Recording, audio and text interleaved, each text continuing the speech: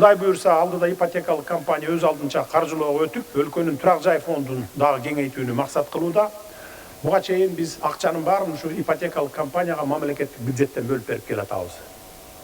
87 миллиардка чыкканы ошол мамлекеттин акчасы, анан калганы жана үстүнө $250 кошуп, $300 кошуп берип атканын пайдасы менен 87 миллиардка чыкты.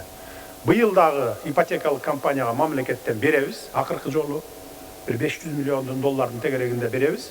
Анан кийин ошону менен эмдиги жылдан баштап ипотекалык компанияга бербейбиз. Ушул өзүнүн 200 миллиардка чыгарып алган, сомго чыгарып алган капиталы менен эле элди уже бул 5-10 жыл эмес, 50 жыл, 100 жыл бою ушу элди жаңы үйлөнгөн балдардан баштап үй керек болгон кары картаңдарга чейин үй менен камсыз кылууну ушул мамлекеттик ишкана алып барат.